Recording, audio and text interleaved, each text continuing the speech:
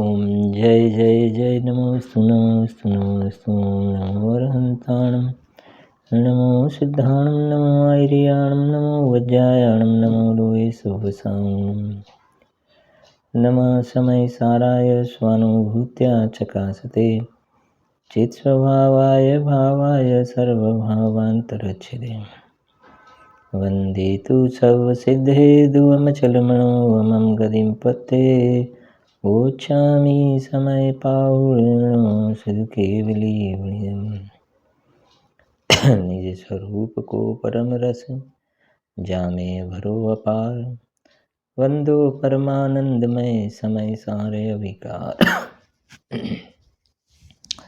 अध्यात्म रसिक कविवर पंडित श्री बनारसी दासजी द्वारा रचित समय सार नाटक ग्रंथ में ત્રીજા નંબરમાં કર્તા કર્મ ક્રિયાદ્વાર એમાં 15 નંબરના છંદનો આપણે રોજ જે પાઠ કરીએ છીએ, ભેદ વિજ્ઞાની જીવ કર્મનો કરતા નથી માત્ર દર્શક છે। जैसे राज हंस के वदन के सपरसत देखिए प्रगट न्यारो छिर न्यारो नीरहिम तैसे समकीति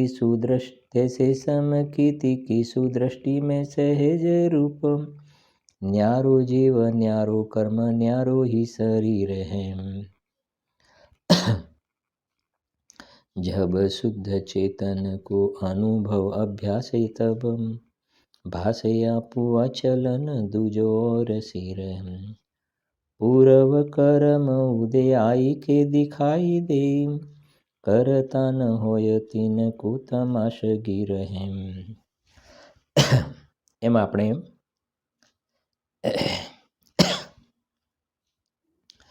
જે અહીંયા 24 નંબરનો છંદ અને 25 નંબરનો છંદ બે છંદનો આપણે પાઠ કરીએ છીએ। પહેલાં એ બે છંદ જે ગ્રંથાદિરાજ સમયસારમાં જે બે શ્લોક છે એની વચ્ચે કુલ 11 ગાથા આવેલી છે। આપણે પહેલાં પાઠ કરીએ 24 નંબરમાં। ज्यों माटी में कलश होने की शक्ति रहे ध्रुव दंड चक्र चीवर कुलाल बाहज निमित्त हो त्यों पुद्गल परवानु पुंज वर्गना भेष धरी ज्ञानावरणादिक स्वरूप विचरंत विविध परी बाहज निमित्त बहिरात्मा गही संशय ज्ञानमति जगमाहि अहंकृत भाव सो कर्म रूप है परिणमति। 25 नंबर से जे न करे नय पक्ष विवाद धरे न विखाद अलीकन भाखे जे उद्वेग तजे घटयंतर शीतल भाव निरंतर राखे जे न गुणी गुण भेद विचारत आकुलता मन की सब नाखे ते जग में धरी आत्म ध्यान अखंडित ज्ञान सुधारस चाखे। આ બંને શ્લોકની વચ્ચે ગ્રંથાદિરાજ સમયસારમાં કુલ 11 ગાથા આવેલી છે। એમાંથી ગઈકાલના સ્વાધ્યાયમાં આપણે 5 ગાથાનું એક ઝુમખું જોયું હતું। 132 થી 136 ગાથા, કુલ 132 થી 142 ગાથા છે। 11 ગાથાનું જે આ છે એના પછી બીજો શ્લોક આવે છે। એમાં 5 ગાથા કાલે આપણે જોઈ પણ ખરી, 32, 33, 34, 35 અને 36। એમાં આપણે એક વાત ચર્ચા પણ કરી કે જૂના કર્મનો ઉદય બરાબર છે ને, એ 4 જૂના કર્મનો ઉદય 4 મિથ્યાત્વ, અવિરતિ, કષાય અને યોગ બરાબર છે। અને ચારે સમુચ્ચયથી અજ્ઞાન રૂપ છે, એટલે કે અજ્ઞાન શબ્દ મૂક્યો હતો બરાબર। એટલે મિથ્યાત્વ, અવિરતિ, કષાય અને યોગ આ 4 જૂના કર્મનો ઉદય। નવા જે કર્મોનો બંધ થાય, નવા એ 8 કર્મનો બંધ થાય, 4 ઘાતી ને 4 અઘાતી, જ્ઞાનાવરણાદિક કારમાણ વર્ગના જે કર્મ રૂપે પરિણમે। તો આ 4 જે છે એ પેલા 8નો હેતુ બને। આ 4 જૂના કર્મનો ઉદય એ નવા 8 જે બંધાય એનું નિમિત્ત કારણ બને। પણ ક્યારે કે જીવ અહીંયા પોતે અજ્ઞાન ભાવે, કર્મના કારણે નહીં, પોતે અજ્ઞાન ભાવે રાગ દ્વેષ મોહ વિકાર ભાવ રૂપે પરિણમે, પોતે વિકારી ભાવ ક્રોધાદિક ભાવે પરિણમે, એ ક્રોધાદિક વિકારી ભાવને પોતાનું કર્મ બનાવે, એ કરતા કર્મની એ હું કરતાને આ રાગાદિ વિકારી ભાવ મારું કર્મ, આવું જે અજ્ઞાન ભાવ રૂપે પરિણમે મિથ્યા દ્રષ્ટિ. શરૂઆતથી જ ગાથા છે ને 69 ગાથાથી. આત્માને આશ્રવ તણો જ્યાં ભેદ જીવ જાણે નહીં. હું કરતા ને આ વિકારી ભાવ મારું કર્મ. તો અજ્ઞાનના કારણે પોતે જ્યારે આ વિકારી ભાવનો કરતા થાય છે, તો એ નવા જે 8 કર્મ બંધાયા ને, તો કહેવાય છે કે આ જૂના 4 નવા 8નું કારણ છે.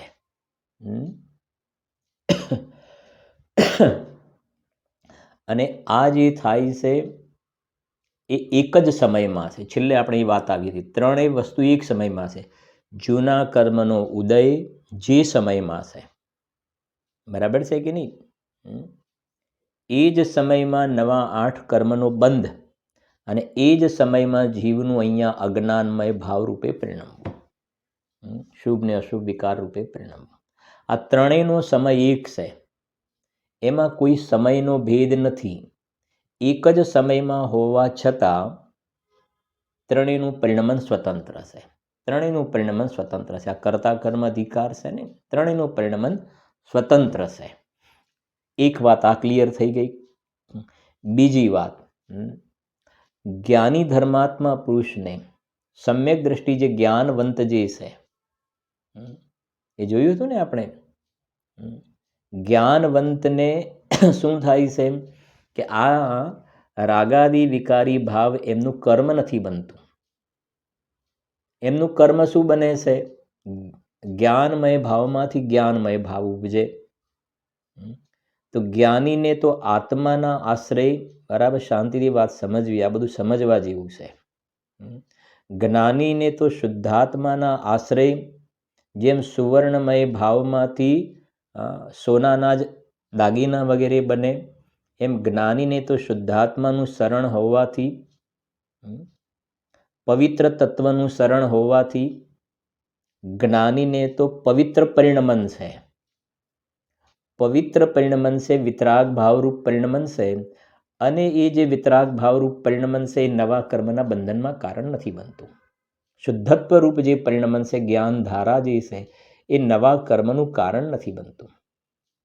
તો શું થાય છે કે પેલા જૂના કર્મ જે છે ને, એ ઉદયમાં આવીને ખરી જાય છે. આ જ્ઞાનીની વાત. એટલે જૂના આવીને ખરી ગયા, નવા બંધાયા નહીં. બરાબર છે કે નહીં? આ જ્ઞાનીની ચાલ અને પેલી અજ્ઞાનીની ચાલ છે. બરાબર? જોઈએ આપણે. તમે ગ્રંથાધિરાજ સમયસારમાં આવો જરાક, એમાં તમે જોશો ને, ભાવાર્થ નજર નાખો. ભાવાર્થ એમાં છેલ્લી 3 લાઈન બાકી હતી. ભાવાર્થમાં આપણે છેલ્લી 3 લાઈન બીજા પેરેગ્રાફમાં છે ને, મિથ્યાત્વ આદિનો ઉદય થવો, બરાબર, નવા પૂદગલોનું કર્મ રૂપે પરિણમવું. બરાબર? મિથ્યાત્વ આદિનો ઉદય થવો એટલે જૂના દ્રવ્ય કર્મનો ઉદય થવો, નવા પૂદગલોનું કર્મ રૂપે પરિણમવું. બરાબર? એ કારમાણ વર્ગના કર્મ રૂપે પરિણમે. કાલે દ્રષ્ટાંત પણ આપ્યું હતું ને કે એક તો રોટલી બનેલી ગરમામાં છે, બનેલી છે, એમાંથી લેવાની છે. બીજું લોટ પડ્યું છે, એમાંથી રોટલી બનાવવાની છે. સમજાય છે કે નહીં?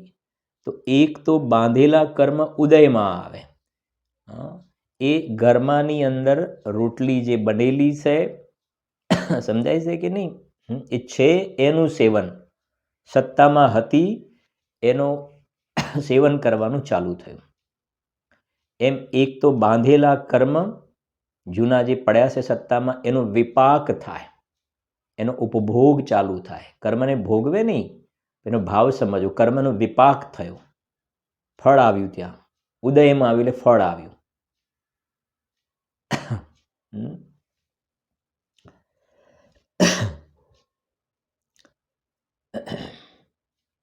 અને આ બાજુ જે કહ્યું ને, લોટમાંથી છે, હા, લોટ છે, રોટલી બનવાની બાકી છે, એમ કારમાણ વર્ગના તો છે. લોકાકાશની અંદર 343 ઘનરાજુમાં કારમાણ વર્ગના તો છે. બીજું વધારે કહીએ ને તો આ આત્માની સાથે જ્યાં કારમાણ શરીર છે ને, કારમાણ શરીર જે 8 કર્મ રૂપે ઓલરેડી પરિણમેલું છે, એ કર્મના પરમાણુઓની સાથે પણ વિસ્રસોપચય નામના જે પરમાણુ કર્મ રૂપે પરિણમવાની યોગ્યતાવાળા પડ્યા છે. એની સાથે સ્કંદ રૂપે છે, પણ કર્મરૂપ નથી. સ્કંદ રૂપે છે, પણ એ પોતે કર્મરૂપે નથી. વિસ્રસોપચય કહે છે. અને એ કર્મરૂપ પરિણમવાની એનામાં યોગ્યતા છે. યોગ્યતા છે. સમજાય છે કે નહીં? એ કારમાણ શરીર રૂપ નથી થયા, પણ એનામાં કર્મરૂપે પરિણમવાની યોગ્યતા છે. તો આવી જે કારમાણ વર્ગના તો છે, જે કે લોટમાં રોટલી રૂપે પરિણમવાની યોગ્યતા, તો અહીંયા જીવે ભાવ કર્યા, એનું નિમિત્ત પામીને કારમાણ વર્ગના કર્મ રૂપે પરિણમે છે. બરાબર? બહુ સમજવું શાંતિથી. આ હવે કહે છે ત્રણેયનો સમય એક છે. પેલા દ્રષ્ટાંતમાં એક સમય નહીં લગાવવાનું. દ્રષ્ટાંતમાં તો અલગ અલગ સમય છે. રોટલી બની ગઈ ને પછી બીજી બને. અહીંયા તો એક સમયમાં છે ત્રણેય, પણ એકના કારણે બીજું નથી. ત્રણેયનું પરિણમન સ્વતંત્ર છે. જો નવા પૂદગલોનું કર્મરૂપે પરિણમવું તથા બંધાવવું અને જીવનું પોતાના અતત્વ શ્રદ્ધાના આદિ ભાવો રૂપે પરિણમવું, એ ત્રણેય એક સમયે જ થાય છે. ત્રણેય એક જ સમયમાં છે. સૌ સ્વતંત્રપણે પોતાની મેળે જ પરિણમે છે. કોઈ કોઈને પરિણમાવતું નથી. કોઈ કોઈને પરિણમાવતું નથી. જે આપણે એટલા માટે પેલો કલશ પણ જોયો ને, 24 નંબરનો દંડ, ચક્ર, ચીવર, કુલાલ, એ બાહ્ય નિમિત્ત છે. અને માટીમાં ઘડારૂપે પરિણમવાની જે શક્તિ ધ્રુવ છે, એ દ્રષ્ટાંત હતું. એવી જ રીતે આ જગતમાં કારમાણ વર્ગણમાં કર્મરૂપે પરિણમવાની યોગ્યતા છે. એમાં જીવનો અહીંયા આગળ જે રાગ દ્વેષાદિ વિકારી ભાવ જે છે, એમાં બાહ્ય નિમિત્તભૂત કારણ છે. નિમિત્તભૂત કારણ છે. એ પરદ્રવ્ય છે. જીવના રાગ દ્વેષાદિ વિકારી ભાવ જે કારમાણ વર્ગના કર્મ રૂપે પરિણમે છે ને, એમાં રાગાદિ ભાવ તો બીજી વસ્તુ થઈ ગઈ. તો અહીંયા એ કહે છે કોઈ કોઈને પરિણમાવતું નથી. ત્રણેયના પરિણમનનો કાળ એક હોવા છતાં પણ ત્રણેયનું પરિણમન કેવું છે? સ્વતંત્ર છે. સ્વતંત્ર છે.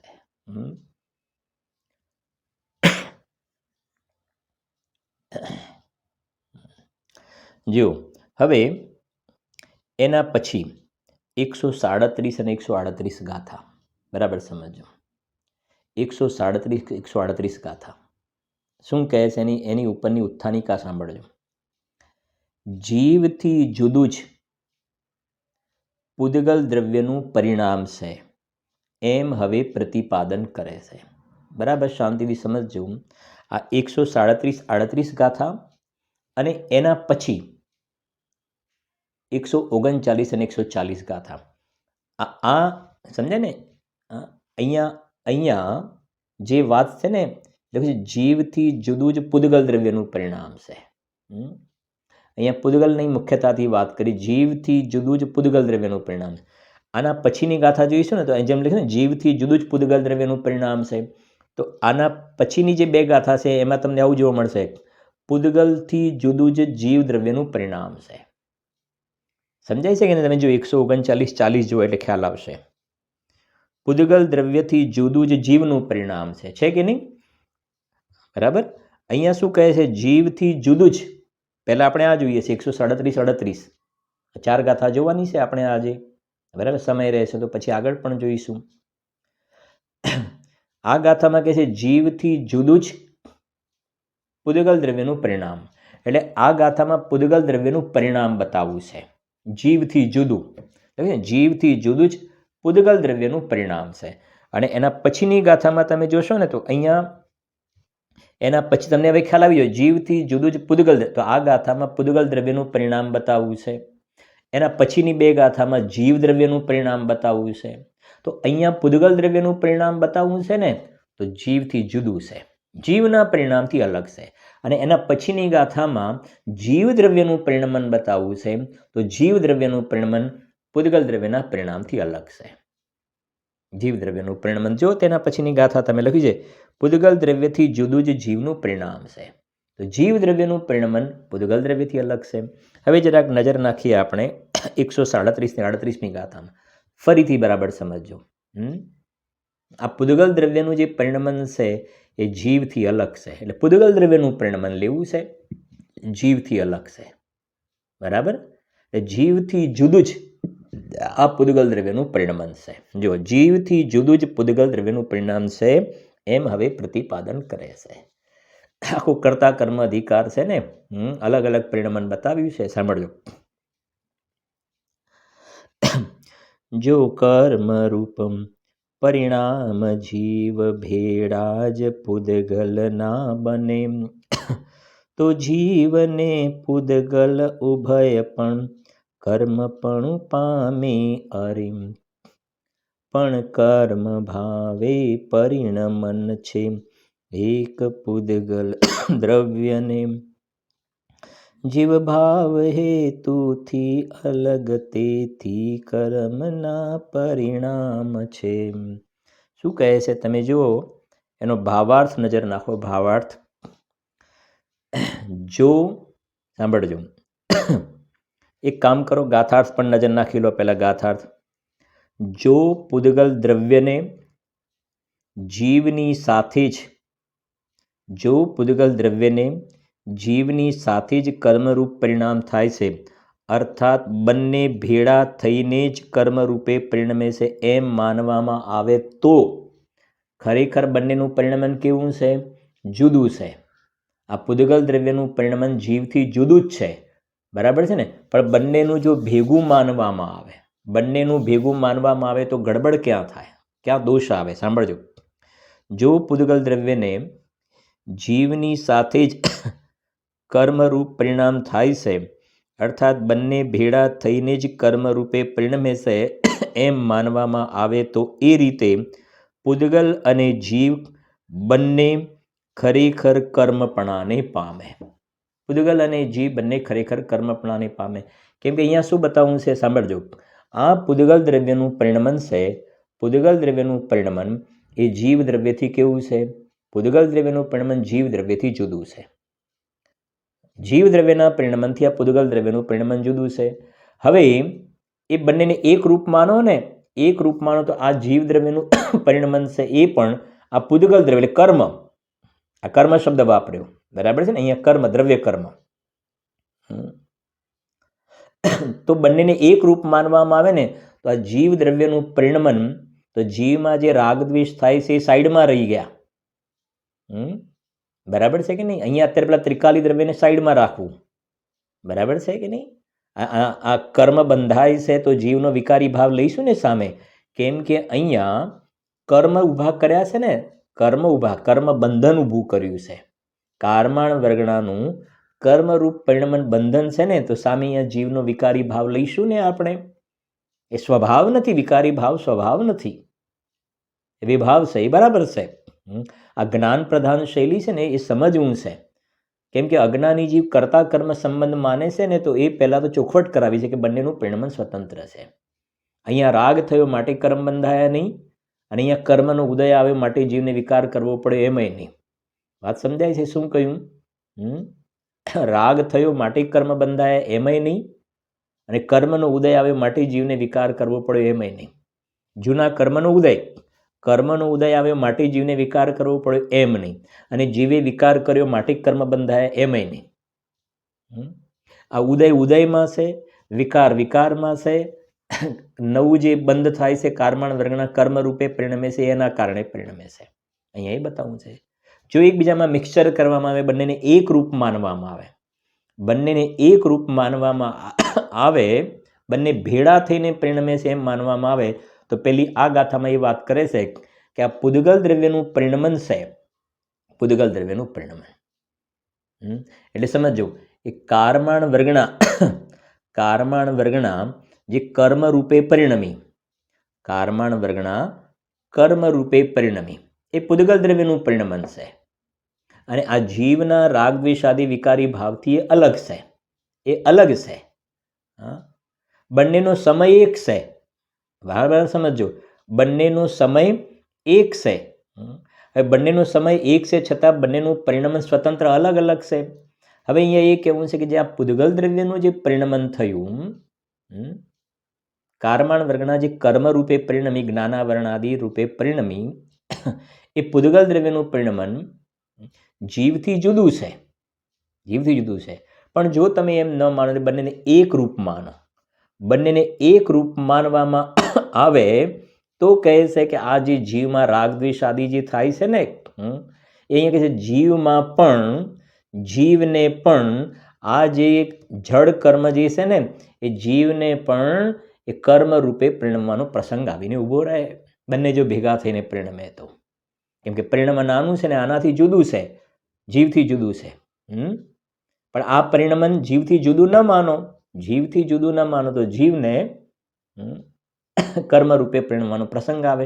પણ એમ તો બનતું નથી, એમ તો બનતું નથી. માટે નક્કી થઈ ગયું, શું નક્કી થયું? કે પૂદગલ દ્રવ્યનું પરિણમન જીવના પરિણમનથી બિલકુલ જુદું જ છે. સાંભળજો ગાથાર્થ. જો પૂદગલ દ્રવ્યને જીવની સાથે જ કર્મરૂપ પરિણામ થાય છે, અર્થાત બંને ભેળા થઈને જ કર્મરૂપે પરિણમે છે એમ માનવામાં આવે, તો એ રીતે પૂદગલ અને જીવ બંને ખરેખર કર્મપણાને પામે. પૂદગલ તો ઓલરેડી કર્મપણાને પામે જ છે, જીવ પણ કર્મપણાને પામે. સાંભળજો. પરંતુ કર્મ ભાવે પરિણામ તો, પરંતુ કર્મ ભાવે પરિણામ તો પૂદગલ દ્રવ્યને એકને જ થાય છે. કર્મ ભાવરૂપ પરિણમન તો પૂદગલ દ્રવ્યને એકને જ થાય છે, જીવમાં ક્યાં થાય છે? તેથી હવે સાંભળજો, જીવ ભાવરૂપ નિમિત્તથી રહિત, જીવ ભાવરૂપ નિમિત્ત, તો જીવમાં જે રાગ દ્વેષ આદિનો વિકારી ભાવ થયો ને, એ નિમિત્ત થઈ ગયો. જે નવા કર્મનો બંધ થયો એમાં જીવના રાગ દ્વેષ આદિ વિકારી ભાવ શું થઈ ગયો? એ જીવ ભાવરૂપ નિમિત્ત, એનાથી રહિત, જીવ ભાવરૂપ નિમિત્તથી રહિત, રહિત જ અર્થાત જુદું જ કર્મનું પરિણામ છે. આ જીવમાં જે અજ્ઞાનમય રાગદ્વેષ ભાવ થયા, એ જે કર્મનું બંધન થયું એમાં આ જીવના રાગદ્વેષ આદિ ભાવ નિમિત્ત છે. અને આ નિમિત્તથી રહિત, આ નિમિત્તથી રહિત એટલે રાગદ્વેષથી રહિત એ કર્મનું પરિણમન સ્વતંત્ર છે. અને અહીંયા રાગદ્વેષ થયા સ્વતંત્ર છે. બંનેનો કાળ કેવો છે? સમય એક છે, છતાં બંનેનું પરિણમન સ્વતંત્ર છે. બંને એક રૂપ થઈને નથી પરિણમતા, બંને એક રૂપ થઈને નથી પરિણમતા. અને આ ગાથાની જે ટીકા છે ને, એમાં એક હળદર અને ફટકડીનું દ્રષ્ટાંત છે. આ ગાથામાં આ બે, એના પછીની બે ગાથામાં પણ હળદર અને ફટકડીનું દ્રષ્ટાંત છે. ત્યાં દ્રષ્ટાંત આપ્યું છે કે હળદર અને ફટકડી, હળદર અને ફટકડી બંનેને જો મિક્સ કરવામાં આવે, બરાબર સમજો, હળદર અને ફટકડી બંનેને મિક્સ કર, બંને ભેગા થતા નથી, બંને બંને અલગ અલગ જ વસ્તુ છે, પણ સમજો છે બંને અલગ અલગ.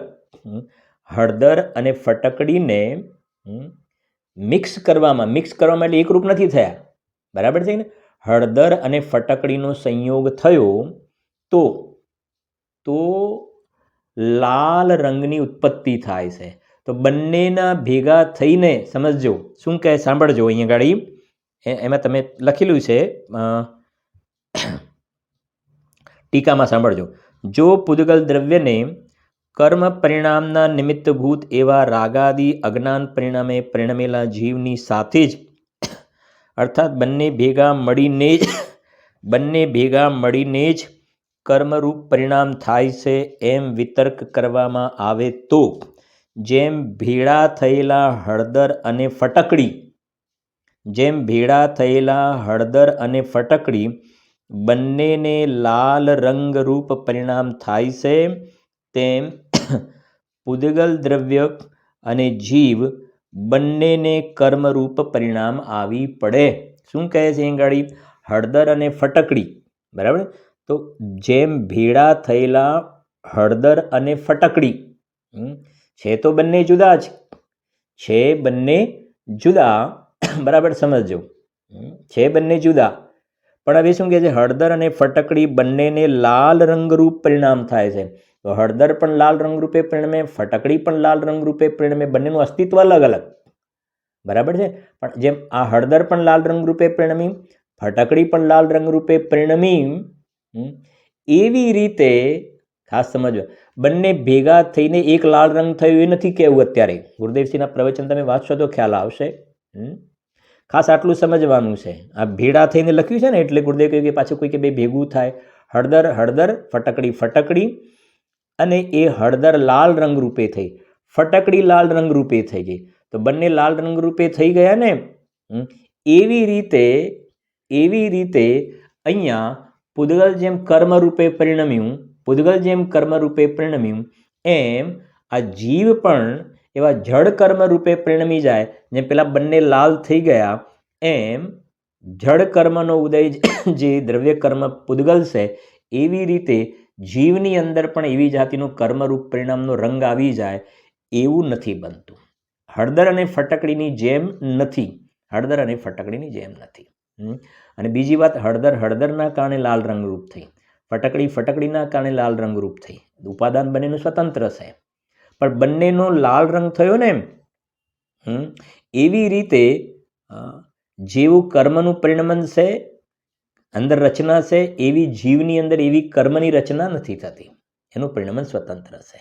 એ કહે છે જુઓ, જેમ ભેળા થયેલા હળદર અને ફટકડી બંનેને લાલ રંગરૂપ, બંનેને જોડે ભેળા થયેલા હળદર અને ફટકડી, પછી બંનેને અલગ અલગ છે, બંનેને લાલ રંગરૂપ પરિણામ થાય છે તેમ પૂદગલ દ્રવ્ય અને જીવ બંનેને કર્મરૂપ પરિણામ આવી પડે.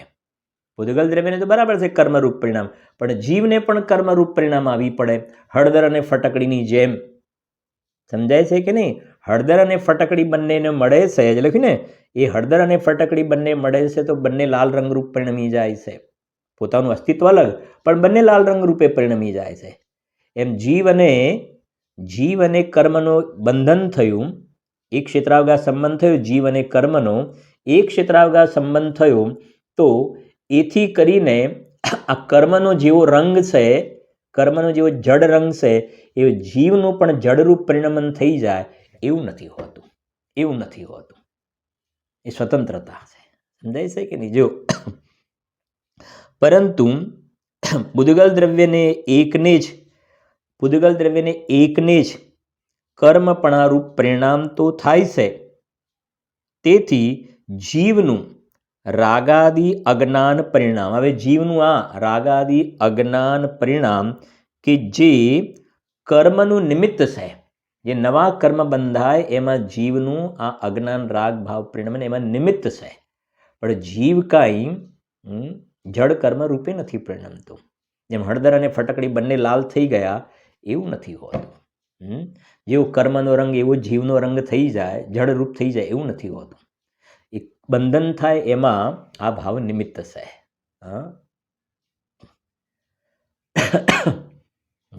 જેમ પેલા હળદર અને ફટકડીમાં હળદર લાલ રંગ રૂપે થઈ, એ પોતાનું ઉપાદાન, એમાં ફટકડી નિમિત્ત થઈ ગઈ. ફટકડી જે છે એ સફેદમાંથી લાલ રંગરૂપ પરિણમનથી એ પોતાનું ઉપાદાન, એમાં હળદર નિમિત્ત થઈ ગઈ. એકબીજાને નિમિત્ત થયા, પણ બંનેના ઉપાદાન જોવામાં જોઈએ ને તો બંને લાલ રંગરૂપે સેમ થઈ ગયા. એવું અહીંયા નથી જોવામાં આવતું. જીવના ભાવનું નિમિત્ત પામીને કર્મ બંધાયા. અને જૂના કર્મના ઉદય નિમિત્ત પામીને આ જીવને રાગ ભાવ થયો. બરાબર છે કે નહીં? આમ હોવા છતાં જડ કર્મનો રંગ અને જીવનો રંગ એક સરખો નથી હોતો. બંને એકબીજાને નિમિત્ત હોવા છતાં બંનેનું એક સરખી સ્થિતિ નથી. જેમ પેલો બંનેનો એકબીજાને નિમિત્ત છે અને લાલ રંગ રૂપે પરિણમ્યા બંને, એમાં બંને એકબીજાને નિમિત્ત છે. તો હવે એની પછીની ગાથા પણ જોઈશું. એકબીજાને નિમિત્ત છે તો કાં તો બંને રાગદ્વેષ રૂપે પરિણમી જાય, કાં તો બંને જડ કર્મ રૂપે પરિણમી જાય. આ ગાથા જડ કર્મવાળી છે તો બંને કાંઈ જડ કર્મ રૂપે નથી પરિણમતા. હવે પછીની ગાથા જોઈશું. તો આ રાગદ્વેષ થાય છે અને અહીં કર્મ બંધાય છે. તો બંને કાંઈ રાગદ્વેષ રૂપે પણ નથી થઈ જતા, એકબીજાને નિમિત્ત હોવા છતાં. બરાબર સમજાય છે? જો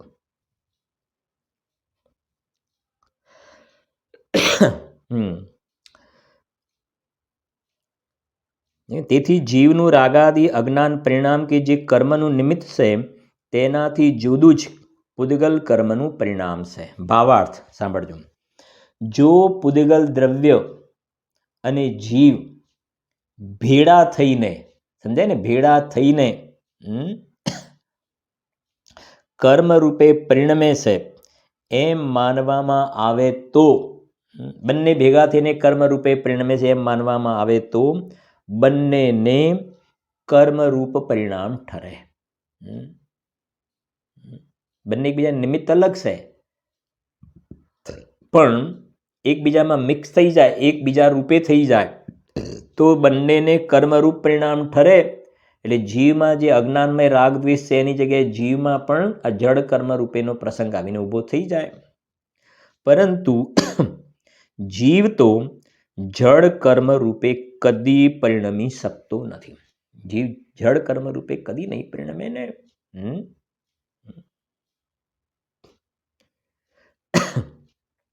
આગળ ઘણી ગાથાઓ ચાલી પણ ખરી આપણે ને. ગુરુદેવજીના પ્રવચનમાં હમણાં પણ હતું. આ તો કર્મની વાત લખી છે ને થોડી, દ્રવ્ય જ્ઞાનાવરણાદી દ્રવ્ય કર્મ.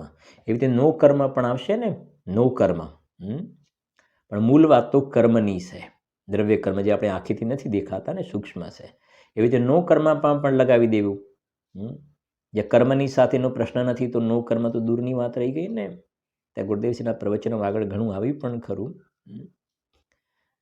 કે દરજી હોય ને, દરજી, એ જેમ સમજો આ કોઈ પણ એક કપડું છે, આ કપડું છે તો એના બે ટુકડા કરવા છે, બે ટુકડા. તો કાતરથી થાય કે દરજીની મરજી પ્રમાણે થાય. આ કપડાના બે ટુકડા કરવા છે, કાતરથી થાય કે દરજીની મરજીથી થાય. તો સામાન્ય રીતે બધા તરત શું કહે છે? કોઈ વળી એમ કે દરજીની મરજીથી થાય, કોઈ વળી કે કાતરથી થાય. તો કહે છે કે આ જે બે ટુકડા થાય છે, આ કાપડના બે ટુકડા થાય છે, એ કાતરથી પણ નથી થતા અને દરજીની મરજી પ્રમાણે પણ નથી થતા. સમજાય છે કે નહીં? એ વખતે આ કાપડના બે રૂમાલના છે એના બે ટુકડા થવાની એની પોતાની પર્યાયની સ્વતંત્ર યોગ્યતા છે. આમાં કાતર અને આ રૂમાલ વચ્ચે અન્યોન્યાભાવ છે. અન્યોન્યાભાવ છે. કાતર રૂમાલને અડતી નથી. આ તો હજુ પૂદગલની વાત કરીએ છીએ. પછી જીવ અને પૂદગલ તો બહુ દૂરની વસ્તુ થઈ ગઈ. પૂદગલમાં પણ કાતર રૂમાલને અડે નહીં ને, તો કાતરથી રૂમાલના બે ટુકડા થાય, ખોટી વાત છે. અન્યોન્યાભાવ છે. તો પછી દરજીની મરજી પ્રમાણે તો થાય ને કે આમ કટ કરવું કે આમ કટ કરવું, આમ કટ કરવું, કે દરજીની મરજી પ્રમાણે પણ નહીં, દરજીની ઈચ્છા પ્રમાણે નહીં. એનું જે પ્રમાણે થવાની યોગ્યતા હોય એ પ્રમાણે થાય. અને એના પ્રમાણના રૂપમાં આપણે ઘણા બધાએ જોયેલું પણ હશે કે માપ નાનું થઈ ગયું, મોટું થઈ ગયું, થોડું આવું થઈ ગયું, થોડું આવું થઈ ગયું, થોડું આવું થઈ ગયું, બરાબર ફિટિંગ ન આવ્યું, આ થયું તે થયું. એનું પરિણમન સ્વતંત્ર છે. એનું પરિણમન સ્વતંત્ર છે. એમાં બધામાં જતા નથી. બનેલી ઘટના છે. ત્રણેય ભાઈ પહેલાં તો બધાને હોય ને, એક સાથે ત્રણેય ભાઈઓના ડ્રેસ આપી દીધા, તો ત્રણેયના માપમાં ભૂલ સમજાય છે કે નહીં, તો ત્રણેયનું બધું સેટિંગ ગડબડ થઈ ગઈ. આવું બને છે ને જગતની અંદર. તો કહેવાનો આશય દરજીની, અને એ જ વખતે ઈચ્છા હોય અને એ પ્રમાણે કટિંગ થાય, ઈચ્છા હોય એ જ પ્રમાણે કટિંગ થાય તો પણ એ કટિંગ થયું છે દરજીની મરજી પ્રમાણે નથી. દરજીની ઈચ્છા તો એમાં નિમિત્ત છે, કાતર પણ નિમિત્ત છે, દરજીની ઈચ્છા પણ નિમિત્ત છે. આનું પરિણમન સ્વતંત્ર છે.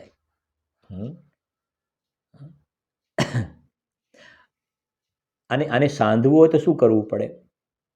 આને સાંધવું હોય અને આને કટ કરવું હોય તો આપણે શું કહીએ? કાતરથી કટ કરાય અને સોય વડે શું કરાય? સાંધવાનું. આને સાંધવું હોય તો સોય વડે સંધાય અને કાતર વડે કટ થાય, તો કહે છે બિલકુલ ખોટી વાત છે. સોયથી કપડું સંધાતું નથી અને કાતરથી કપડું કટ નથી થતું. કાતરથી ટુકડા નથી થતા અને સોયથી સંધાતું નથી. છે તો આવું ભાઈ.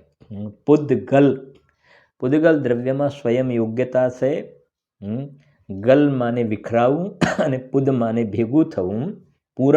પુદ માને પૂરણ ભેગું થવું અને ગલ માને વિખરાવું એ પૂદગલ દ્રવ્યમાં સ્વતંત્ર સ્વયંની યોગ્યતા છે. કોણ કરે? ખ્યાલ? આ બધી એ વાત બતાવે છે અહીં ગાડી. આ નો કર્મનું થોડું એટલા માટે લીધું કે પછી કર્મની વાત થોડી કદાચ સેજ અઘરા જેવું લાગે તો ખ્યાલ આવે ને, થોડુંક ટફ જેવું લાગે તો. આ શરીર તારી ઈચ્છા પ્રમાણે ક્યાં રહે છે? શું ચાલે છે આની અંદર? કાંઈ નથી ચાલતું ને. સ્વતંત્ર છે પરિણમન. સારું હોય ને ઘડીકમાં બસ ઘડીકમાં ખરાબ થઈ જાય. ઘડીકમાં ખરાબ માને ઘડીકમાં ઠીક નથી લાગતું. હમણાં તો કહેતા હતા ને કે નહીં યાર, હમણાં 10 મિનિટથી જ ખબર નહીં શું થાય છે, ખબર નથી પડતી છે, ઠીક નથી લાગતું. તો આનું પરિણમન સ્વતંત્ર છે ને. જીવનું શું ચાલે છે? જીવ પોતાની પર્યાયમાં, અજ્ઞાની જીવ પોતાની પર્યાયમાં રાગદ્વેષ કરે છે. અને એનું નિમિત્ત પામીને જે કર્મ બંધાય છે, એ જે કર્મ બંધાય છે ને, એ કર્મ બંધાય છે એ પૂદગલ દ્રવ્યનું, કારમાણ વર્ગનાનું કર્મરૂપ પરિણમન જે છે ને એ સ્વતંત્ર છે. એમાં જીવનો રાગદ્વેષ ભાવ નિમિત્ત છે.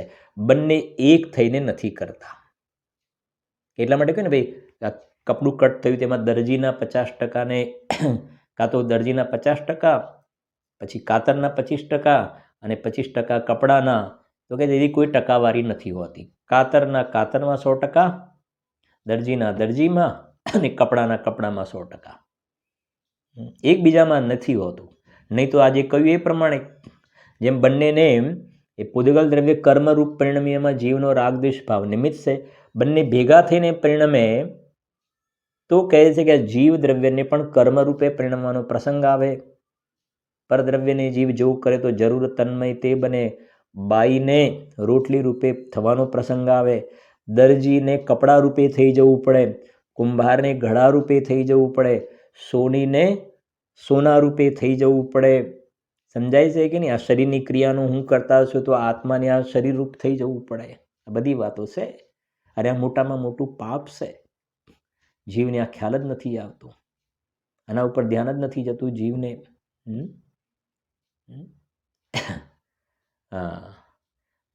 બોલીએ છીએ ને આપણે રોજ, પ્રમાણથી દ્રવ્ય પર્યાયનું કરતા છે. 10 બોલ છે બોલીએ છીએ ને સોગાની સાહેબના. પ્રમાણથી દ્રવ્ય પર્યાયનું કરતા છે. નિશ્ચયથી જોવામાં આવે તો દ્રવ્ય પોતાની પર્યાયનું પણ કરતા નથી. એ તો આગળની વાત છે. પ્રમાણથી જોવામાં આવે તો દ્રવ્ય પોતાની પર્યાયનો કરતા છે. યા પરિણમથી શા કરતા. આગળ કલશ આવી ગયો આપણે, 51 નંબરનો કળશ આવી ગયો આપણે. યા પરિણમથી શા કરતા. તો પર્યાય અપેક્ષાએ જો તો દ્રવ્ય પોતાની પર્યાયનો કરતા છે. જે રાગદ્વેષ થયા ને, રાગદ્વેષ, તો અજ્ઞાન ભાવે જીવ એ રાગદ્વેષનો કરતા છે, પરનો નહીં. જે કર્મ બંધન થાય છે જડ કર્મ, પરભાવને તો કોઈ કદી નથી કરતું. આપણે ખૂબ ચાલ્યું, પરભાવને કોઈ કદી નથી કરતું. હમણાં ગઈ ને ઉત્તરાયણનો દિવસ, અમારા હાથે એવું સુખડી, કોઈએ શું કે પેલું ચીકી બનાવી હોય, કોઈ આ બનાવ્યું હોય, કોઈ ઊંધિયું બનાવ્યું હોય, કોઈ કે મારા હાથનું ઊંધિયું એટલે તમે ખલાસ, આમ તમે ખાધા જ કરો. મારા હાથનું ઊંધિયું, તારો હાથ ને ઊંધિયું, સમજાય છે કે નહીં? ક્યાં બધું મેળ ખાય છે. મારા હાથનું ઊંધિયું, હા, મારા હાથના ફાફડા, મારા હાથની જલેબી, હા, ઘરે બનાવેલી, હા, મેં બનાવી, મારા હાથની શું કહેવાય આ કે ને ચીકી કે શું કહેવાય તલ સુખડી, હા, તમે આમ ખાધા કરો. અરે અભિમાન છે અહીંયા એ કહે છે. તો તારે ઊંધિયા રૂપે થઈ જવું પડે. જો તું ઊંધિયું બનાવે ને તો આત્મા ઊંધો, આ હું ઊંધિયું બનાવું છું ને એ જીવ ઊંધો છે. હું ઊંધિયું બનાવી શકું છું એ જીવ ઊંધો છે. હું સુખડી બનાવી શકું ને તો આત્માને એ રૂપે પરિણમવાનો પ્રસંગ આવી જાય. જડ રૂપે પરિણમવાનો પ્રસંગ આવે. અહીંયા એ કહે છે બંનેને કર્મરૂપ થવું પડે. એ તો કર્મરૂપ છે જ, એ નો કર્મ છે. એ નો કર્મ છે તો આત્માને પણ નો કર્મ રૂપે થઈ જવું પડે. જેમ કર્મ રૂપે કોઈ એમ નો કર્મ રૂપે થઈ જવું પડે. મેં ઘર બનાવ્યું, રોજ કહીએ છીએ ને મેં ઘર બનાવ્યું, તો આત્માને ઘર રૂપે થઈ જવું પડે. તારો અજ્ઞાનમય ભાવ નિમિત્ત છે. નિશ્ચયથી તો જે કહે ને પ્રમાણથી દ્રવ્ય પર્યાયનું કરતા છે, નિશ્ચયથી દ્રવ્ય પર્યાયનું પણ કરતા નથી.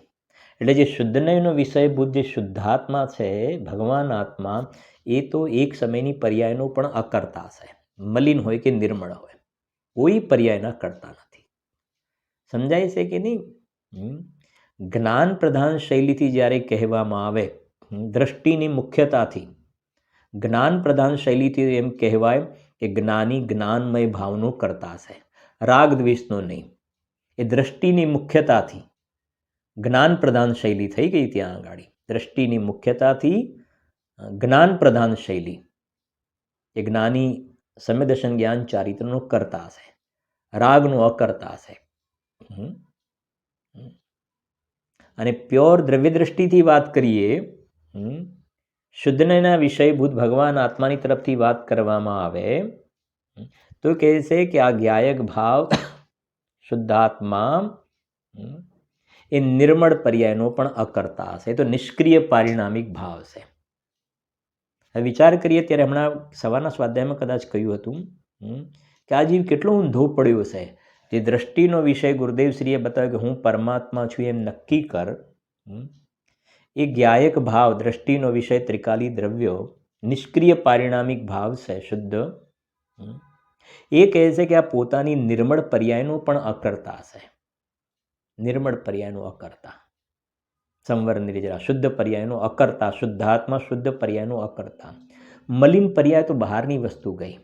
મલિન પર્યાય રાગી, રાગ દ્વેષ, જે અજ્ઞાનીની પહોંચ ત્યાં સુધી છે, રાગ દ્વેષનો કરતા થાય છે. આ જ્ઞાયક ભાવ એનો કરતા નથી, અકર્તા છે.